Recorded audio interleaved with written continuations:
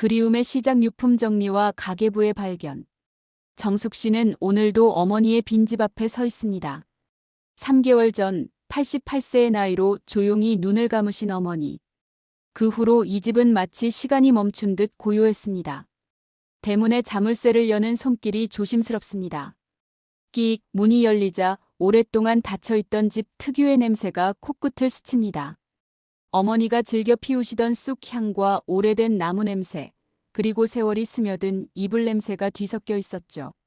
엄마, 오늘은 방 정리를 해야겠어요. 정숙 씨는 혼잣말을 하며 어머니의 방문을 밀었습니다. 방 안은 먼지가 하얗게 쌓여 있었습니다. 오후 햇살이 창문 사이로 비스듬히 들어오자 공기 중에 떠다니는 먼지들이 은색 가루처럼 춤을 춥니다. 침대 위에는 어머니가 마지막까지 덮고 주무셨던 누비 이불이 그대로 놓여 있었습니다. 이불 위로도 얇은 먼지가 앉아 있어 정숙 씨는 조심스럽게 털어내며 개어놓았습니다. 이불에서 나는 익숙한 냄새에 가슴 한편이 먹먹해집니다. 장롱을 열자 어머니의 옷들이 가지런히 걸려 있었습니다. 검은색 치마 저고리, 회색 블라우스, 그리고 명절 때마다 입으시던 보라색 한복까지. 하나하나 만져보니 어머니의 체온이 아직도 남아있는 것 같았습니다. 옷들을 하나씩 꺼내어 상자에 담다가 장롱 구석진 곳에서 묵직한 무언가가 손에 닿았습니다. 어머니가 늘 소중히 간직하시던 오래된 나무 상자였습니다. 상자를 꺼내보니 생각보다 무거웠습니다. 표면은 세월의 흔적으로 여기저기 흠집이 나 있고 모서리는 손때로 반질반질 윤이 났습니다. 어머니가 얼마나 자주 이 상자를 만지셨을지 짐작이 갔습니다. 이 안에 뭐가 들어있을까? 정숙 씨는 상자의 작은 걸쇠를 조심스럽게 열었습니다. 딸깍 작은 소리와 함께 뚜껑이 열리자 오래된 종이 냄새가 올라왔습니다. 상자 안에는 여러 가지 물건들이 정성스럽게 보관되어 있었습니다. 누렇게 바랜 사진들, 정숙 씨가 어릴 때 쓴 편지, 그리고 낡은 공책 한 권이 눈에 들어왔습니다. 공책의 표지는 한때 파란색이었을 것 같은데 이제는 발에서 회색빛이 돌고 있었습니다. 표지 한가운데에는 어머니의 손글씨로 가계부라고 적혀 있었습니다. 글씨체가 삐뚤삐뚤하지만 정성스러워 보였습니다. 정숙 씨는 가계부를 손에 들어보았습니다. 표지가 해져서 모서리가 부드럽게 둥그러져 있었고 등은 실로 여러 번 꿰매어져 있었습니다. 어머니가 얼마나 이 가계부를 아껴 쓰셨는지 알 수 있었죠. 첫 장을 넘기자 1994년 1월이라고 적혀 있었습니다.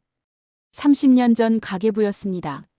그때는 정숙 씨가 갓 결혼해서 새 살림을 차린 지 얼마 안 된 때였습니다. 어머니의 작은 글씨로 빼곡히 적힌 내용들이 한 줄 한 줄 눈에 들어왔습니다. 1월 3일 쌀 10kg, 2만원 1월 5일 정수기 용돈, 5만원 1월 7일 약값, 3,000원. 매일매일 한 푼 두 푼 기록된 어머니의 살림살이가 그대로 담겨 있었습니다. 어머니의 손때가 묻은 종이 구석구석에는 연필 자국과 지우개 흔적들이 여기저기 보였습니다. 정숙 씨는 가계부를 가슴에 안고 창가로 걸어갔습니다.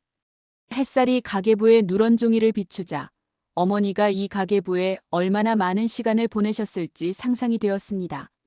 매일 저녁 식구들이 잠든 후 작은 전구 아래서 하루 종일의 가게를 정리하시던 어머니의 모습이 눈에 선했습니다. 돋보기를 끼고 한 글자 한 글자 정성스럽게 적어 내려가시던 그 뒷모습이요. 가계부 중간 부분을 펼쳐보니 어머니의 메모가 적혀 있었습니다. 정숙이 아이 옷값 모으기 매달 3만원씩, 겨울 이불 사야 함 15만원 필요, 병원비 아껴야. 내년에 정숙이 이사비 도와줘야 함. 어머니는 자신의 병원비까지 아끼며 딸을 위해 돈을 모으고 계셨던 것입니다. 정숙 씨의 눈가가 뜨거워지기 시작했습니다. 가계부 뒷부분을 넘겨보니 더욱 놀라운 기록들이 나타났습니다. 정숙이 생일 선물 2만원 3개월간 모은 돈, 정숙이 남편 생일 1만원, 손자 돌잔치 준비 10만원. 어머니는 가족 모두의 특별한 날들을 기억하시며 그날을 위해 미리미리 돈을 모아두고 계셨던 것입니다. 정숙 씨는 가계부의 마지막 장을 넘겨보았습니다. 1994년 12월 31일, 그 해의 마지막 기록이었습니다. 올 한 해도 무사히 정숙이가 건강하게 새해를 맞이할 수 있어서 감사합니다. 내년에도 우리 가족 모두 건강하길. 어머니의 마지막 기록은 가게 정리가 아닌 가족에 대한 사랑의 고백이었습니다. 정숙 씨는 가계부를 꼭 끌어안았습니다. 30년 전 어머니의 마음이 고스란히 전해져 왔습니다. 한 푼 한 푼 아껴가며 딸과 가족을 생각하셨던 그 마음, 매일 밤. 이 가계부에 새겨 넣으셨던 어머니의 사랑이 종이 냄새와 함께 가슴 깊이 스며들었습니다. 엄마, 이렇게 저를 사랑하고 계셨구나. 어머니의 방에 정숙 씨의 작은 속삭임이 울려 퍼졌습니다. 그리고 가계부에서 시작된 30년 전 어머니와의 만남이 지금부터 시작되려고 하고 있었습니다. 때로는 우리가 떠나보낸 사람의 진짜 마음을 뒤늦게 발견하게 됩니다. 정숙 씨에게 찾아온 이 특별한 만남이 앞으로 어떤 이야기들을 들려줄지 다음 이야기에서 계속됩니다. 서운함에 기억 지독했던 어머니의 절약.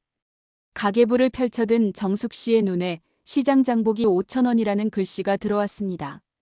1994년 한 달 장보기에 5,000원. 그 순간 30년 전 기억이 물밀듯이 되살아났습니다. 어머니와 함께 갔던 그 토요일 시장이 말이죠. 회상장면 시작. 정수가 빨리 와라. 늦으면 좋은 무다 떨어진다. 새벽 6시 어머니는 정숙 씨를 깨우며 시장 보자기를 챙기고 계셨습니다. 당시 20살이던 정숙 씨는 아직 잠이 덜 깬 얼굴로 어머니를 따라 나섰죠. 시장에 도착하자마자 어머니는 채소 가게로 직행했습니다. 아주머니, 무 얼마예요? 한 개에 800원이에요. 800원? 에이, 너무 비싸네. 700원에 주면 안 돼요? 아휴, 어머님. 그럼 제가 남는 게 뭐가 있어요? 그냥 800원 주세요. 하지만 어머니는 물러서지 않으셨습니다. 내가 여기서 30년째 장 보는데 그깟 100원 못 깎아줘요? 아주머니도 정없네. 정숙 씨는 점점 얼굴이 빨개졌습니다. 주변에 있던 다른 손님들이 하나둘 쳐다보기 시작했거든요. 엄마, 그냥 800원 주고 사요. 100원이 뭐 대수라고. 야, 네가 뭘 알아? 100원도 돈이야. 100원이면 라면 반개값이야. 어머니는 정숙 씨를 한번 째려보시고는 다시 상인에게 말씀하셨습니다. 아주머니, 정말 700원 안 돼요? 내가 무 2개 살 테니까. 아이고. 정말 어머님은. 알았어요, 알았어. 700원에 주겠어요. 대신 큰 거로 골라가세요. 어머니는 활짝 웃으며 가장 큰 무 2개를 골랐습니다. 그래, 이래야 장사지. 고마워요, 아주머니. 정숙 씨는 온몸이 화끈거렸습니다. 그 100원 때문에 이렇게 실랑이를 해야 할까 싶어 너무 창피했거든요. 다음은 생선 가게였습니다. 아저씨, 고등어 얼마예요? 한 마리에 1,500원이에요. 1,500원? 이 작은 걸 1,500원에요? 1,200원에 주세요. 아니, 어머님. 요즘 고등어가 많이 올랐어요. 1,500원도 저희가 거의 손해보는 가격이에요. 그럼 1,300원. 어머님. 정말 1,400원이 마지노선이에요. 아니에요. 1,300원 아니면 안 살 거예요. 내가 다른 데 가서 사면 돼요. 어머니는 정말로 돌아서려고 하셨습니다. 그러자 생선 가게 아저씨가 급히 말렸습니다. 아이고, 어머님. 알겠어요. 1,300원에 드릴게요. 대신 싱싱한 거로 골라드릴게요. 정숙 씨는 너무 민망해서 고개를 들 수가 없었습니다. 옆에서 장 보던 아주머니가 혀를 차며 말했거든요. 아이고, 저 사람 참. 200원 갖고 저렇게까지 하나? 그 말을 들은 정숙 씨는 정말 땅속으로 들어가고 싶었습니다. 엄마, 제발 그만해요. 너무 창피해요. 야, 너는 돈이 하늘에서 떨어지는 줄 아니? 이렇게 한 번에 500원씩 아끼면 한 달에 10,000원도 더 아낄 수 있어. 그 돈으로 네 책도 사고 옷도 사는 거야. 하지만 당시 20살 정숙 씨에게는 어머니의 그런 마음이 전혀 이해가 되지 않았습니다. 그로부터 며칠 후 더 큰 사건이 벌어졌습니다. 정숙 씨가 친구들과 함께 나들이를 가기로 한 날이었습니다.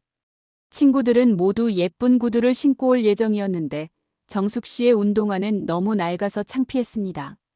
엄마, 저도 구두 하나만 사주세요. 친구들이 다 예쁜 구두 신고 와요. 구두가 얼마인데? 시장에서 보니까 2만 원 정도 하더라고요. 2만 원? 야, 너 미쳤니? 2만 원이면 우리 집 한 달 전기세야. 그래도 저만 운동화 신고 다니면 얼마나 창피해요. 창피하면 집에나 있어라. 멀쩡한 운동화 놔두고 구두가 뭐 그리 급해. 엄마가 너무해요. 다른 집 엄마들은 딸 예쁘게 해주려고 하는데 예쁘게 해주고 싶으면 돈을 내가 뜯어서 해줘. 돈이 없으면 없는 대로 살아야지. 결국 정숙 씨는 그날도 낡은 운동화를 신고 나들이를 가야 했습니다. 친구들 사이에서 혼자만 초라한 운동화를 신고 있는 자신이 너무 부끄러웠습니다. 그날 밤 정숙 씨는 일기장에 이렇게 썼습니다. 엄마가 너무 싫다. 친구들은 다 예쁜 옷 입고 예쁜 신발 신는데 나만 맨날 똑같은 옷만 입어야 한다. 엄마는 나보다 돈이 더 소중한가 보다. 또 다른 기억도 떠올랐습니다. 어느 일요일 온 가족이 함께 식당에 간 날이었습니다. 아버지가 가끔 가족들을 위해 외식을 시켜주시던 때였죠. 메뉴를 보던 어머니가 말씀하셨습니다. 야, 이거 너무 비싸다. 집에서 해 먹으면 3,000원도 안 드는 걸 여기서는 8,000원이나 받네. 여보, 가끔 이런 거지 뭐. 오늘은 그냥 편하게 먹어요. 편하게 먹긴 뭘 편하게 먹어. 이 돈이면 집에서 일주일은 더 먹을 수 있어. 어머니는 메뉴판을 한참 들여다보시더니 가장 싼 메뉴를 주문하셨습니다. 사장님, 여기 김치찌개 3인분이요. 밥은 공짜로 더 주시죠? 네, 물론이요. 그리고 반찬도 더 갖다 주세요. 정숙 씨는 또다시 얼굴이 빨개졌습니다. 옆 테이블 사람들이 쳐다보는 것 같아서 너무 민망했거든요. 엄마, 사람들이 다 봐요. 뭘 봐? 돈 내고 먹는데 반찬 더 달라는 게 뭐가 이상해? 어머니는 정말로 사장님을 불러서 반찬을 더 가져다 달라고 하셨습니다. 회상 장면 끝. 현재로 돌아옴. 나레이션 톤. 가계부를 바라보던 정숙 씨의 눈에서 눈물이 흘러내렸습니다. 30년이 지나서야 깨닫게 되었습니다. 어머니의 그 지독한 절약이 모두 가족을 위한 것이었다는 걸 말이죠.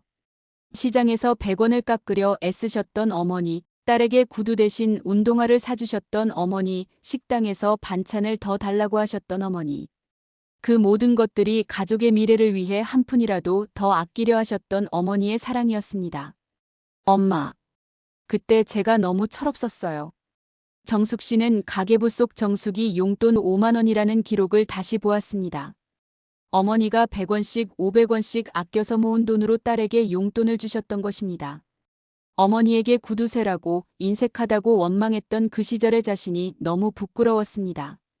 어머니는 결코 인색하지 않으셨습니다. 다만 가족에게 더 많은 것을 해주고 싶어서 자신은 조금씩 참고 아끼셨던 것뿐이었습니다. 가계부 한 구석에 작은 글씨로 적힌 메모가 눈에 들어왔습니다. 정숙이가 예쁜 옷 갖고 싶어 한다. 다음 달엔 꼭 사줘야겠다. 어머니도 딸이 예쁜 옷을 갖고 싶어 한다는 걸 모르지 않으셨던 것입니다. 다만 지금 당장은 없는 형편이니까 조금 더 아껴서라도 딸의 소원을 들어주려고 계획하고 계셨던 것이죠. 정숙 씨는 가계부를 가슴에 꼭 안았습니다. 30년 전 이해하지 못했던 어머니의 마음이 이제야 온전히 전해져 왔습니다. 우리는 때로 부모님의 진짜 마음을 너무 늦게 알아차립니다. 사랑하는 방식이 달라서 오해하기도 하고 서운해하기도 하죠. 하지만 시간이 흘러 돌아보면 그 모든 것들이 사랑이었음을 깨닫게 됩니다. 정숙 씨가 가계부에서 발견한 어머니의 진짜 마음은 무엇이었을까요? 다음 이야기에서 계속됩니다. 숨겨진 진실 가계부. 뒷장의 비밀 봉투. 정숙 씨는 가계부의 마지막 페이지를 넘겼습니다. 1994년 12월. 그 해의 마지막 기록을 다 본 줄 알았는데 뭔가 이상했습니다. 가계부 뒷표지가 살짝 들떠 있었거든요. 자세히 살펴보니 뒷표지 안쪽에 무언가가 끼워져 있었습니다.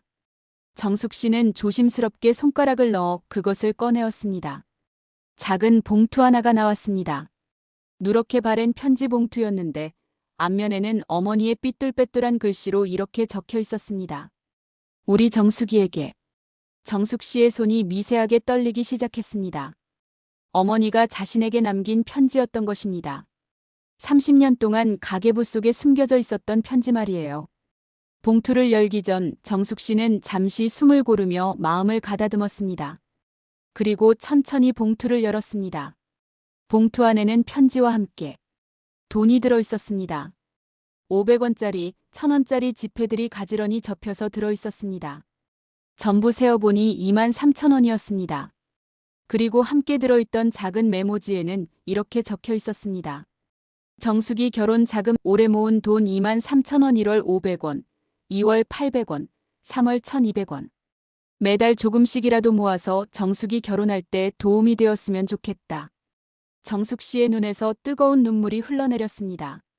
어머니는 시장에서 100원씩 깎고 반찬값을 아끼고 자신의 용돈까지 줄이면서 딸의 결혼 자금을 모아두고 계셨던 것입니다. 정숙 씨는 떨리는 손으로 편지를 펼쳤습니다. 어머니의 서투른 글씨로 빼곡히 적힌 편지였습니다. 편지 내용: 우리 정수가, 엄마가 이 편지를 쓰는 게 참 쑥스럽다. 글씨도 못 쓰고 말도 잘 못하는 엄마가 뭔 편지를 쓰나 싶지만 그래도 한 번은 우리 딸한테 하고 싶은 말이 있어서 이렇게 쓴다. 우리 정숙이가 20살이 되었구나. 엄마가 처음 정숙이를 낳았을 때가 엊그제 같은데 벌써 이렇게 컸다. 엄마가 정숙이한테 미안한 게 참 많다. 다른 집 애들처럼 예쁜 옷도 못 사주고 맛있는 것도 자주 못 해주고 정숙이가 가끔 속상해하는 거 엄마가 다 알고 있어. 특히 지난번에 구두 사달라고 했을 때 엄마가 너무 매정하게 얘기한 것 같아서 마음이 아프다. 정숙이도 다른 애들처럼 예뻐지고 싶고 좋은 거 갖고 싶을 텐데 엄마가 너무 야속했을 거야. 하지만 정수가 엄마가 그런 게 정숙이가 미워서가 아니라는 걸 알아줬으면 좋겠다. 엄마는 정숙이가 세상에서 제일 소중해. 정숙이만 보면 가슴이 막 뭉클하고 정숙이가 아프기만 해도 엄마가 대신 아팠으면 좋겠고 지금은 형편이 어려워서 정숙이한테 해주고 싶은 것들을 다 해줄 수 없지만 나중에는 꼭 해줄 거야. 정숙이가 결혼할 때는 다른 집 딸들보다 더 예쁘게 해줄 거야. 그래서 엄마가 요즘 돈을 모으고 있어. 시장에서 100원씩 깎는 것도 반찬 하나 덜 사는 것도 다 정숙이를 위해서야. 매달 조금씩이라도 모아서 정숙이 결혼할 때 쓰라고 주려고 해. 아직은 얼마 안 되지만 계속 모으면 나중에는 꽤 많이 될 거야. 정숙이가 시집 갈 때 부끄럽지 않게 해줄 거야. 정수가 엄마가 말로는 잘 표현 못하지만 정숙이를 얼마나 사랑하는지 몰라. 정숙이가 태어난 날부터 지금까지 하루도 정숙이 생각 안 한 날이 없어. 정숙이가 웃으면 엄마도 덩달아 기쁘고 정숙이가 울면 엄마 가슴이 미어져. 앞으로 엄마가 가끔 잔소리하고 야단쳐도 그게 다 정숙이를 사랑해서라는 걸 알아줘. 엄마는 정숙이가 이 세상에서 제일 행복했으면 좋겠어. 나중에 정숙이가 좋은 사람 만나서 결혼하게 되면 엄마가 지금까지 모은 돈 다 줄 거야. 많지는 않겠지만 엄마 마음이라고 받아줘. 그리고 정수가 엄마가 혹시나 정숙이보다 먼저 가게 되더라도 너무 슬퍼하지 마. 엄마는 정숙이 키워놓은 것만으로도 이 세상에 태어난 보람이 있어. 우리 정숙이가 항상 건강하고 행복하길 엄마가 매일 기도할게. 정숙이 사랑해. 엄마가. 편지 끝. 정숙 씨는 편지를 다 읽고 나서 한참 동안 울었습니다. 어머니의 글씨 하나하나에 스며있는 사랑이 너무 벅차서 견딜 수가 없었습니다. 30년 전 구두를 사달라고 투정 부렸던 그날 밤. 어머니는 이 편지를 쓰고 계셨던 것입니다. 딸이 속상해할까봐, 자신을 미워할까봐 걱정하시면서도 딸의 미래를 위해 한 푼이라도 더 모으려고 애쓰고 계셨던 것입니다. 정숙 씨는 봉투 안의 돈을 다시 꺼내어 보았습니다. 23,000원. 요즘 기준으로는 별것 아닌 돈이지만 30년 전에 어머니가 100원씩 500원씩 모으신 정성을 생각하니 그 어떤 보석보다 소중했습니다. 500원짜리 한 장 한 장이 모두 어머니가 시장에서 깎아서 아낀 돈이었고 1000원짜리 한 장 한 장이 모두 어머니가 자신의 용돈을 줄여서 모은 돈이었습니다. 정숙 씨는 편지를 가슴에 꼭 안고 소리내어 울었습니다. 엄마, 제가 몰랐어요. 제가 정말 몰랐어요. 어머니는 결혼할 때까지 매년 이런 봉투를 만들어 두셨을 것입니다. 정숙 씨가 결혼하던 해까지 7년 동안 계속 모으시며 딸의 앞날을 준비해 주셨을 것입니다. 그런데 정숙 씨는 그런 어머니에게 구두쇠라고 했고 다른 집 엄마들과 비교하며 원망했습니다. 어머니의 진짜 마음을 전혀 알지 못한 채로 말이에요. 정숙 씨는 가계부와 편지 그리고 봉투를 모두 가슴에 안았습니다. 30년이 흘러서야 알게 된 어머니의 사랑이 가슴 깊숙이 스며들었습니다. 어머니의 지독한 절약은 사랑이었고, 어머니의 잔소리는 걱정이었고, 어머니의 야단은 애정이었습니다. 모든 것이 딸을 향한 순수한 사랑이었던 것입니다. 부모님의 사랑은 때로는 우리가 알아차리기 어려운 방식으로 표현됩니다. 잔소리로, 절약으로, 때로는 야단으로. 하지만 그 모든 것 뒤에는 자녀를 향한 깊은 사랑이 숨어 있습니다. 정숙 씨가 30년 만에 발견한 어머니의 진짜 마음. 이 이야기는 어떻게 마무리될까요? 마지막 이야기에서 계속됩니다. 부모라는 이름의 위대함의 결말. 어머니의 편지를 읽고 난 정숙 씨는 한참 동안 그 자리에서 움직일 수 없었습니다. 30년 동안 가슴 한편에 남아있던 서운함과 원망이 모두 녹아내리고 있었거든요. 어머니의 방에서 나온 정숙 씨는 거실로 걸어갔습니다. 30년 전과 똑같이 놓여있는 작은 거울 앞에 서서 자신의 모습을 바라보았습니다. 거울 속에는 이제 60대가 된 자신이 있었습니다. 언제부턴가 어머니를 닮아가고 있는 얼굴, 그리고 어머니처럼 거칠어진 손이 보였습니다. 정숙 씨는 자신의 손을 들여다보았습니다. 살림하느라 거칠어진 손, 자식들 뒷바라지하느라 주름진 손. 이 손으로 얼마나 많은 일들을 해왔는지. 문득 어머니의 손이 떠올랐습니다. 30년 전 시장에서 100원을 깎으며 상인과 실랑이 하실 때의 그 손. 낡은 가계부에 한자 한자 정성스럽게 기록하실 때의 그 손. 모든 것이 가족을 위한 사랑의 손길이었습니다. 정숙 씨는 이제야 깨달았습니다. 자신도 어머니처럼 살아왔다는 것을 말이에요.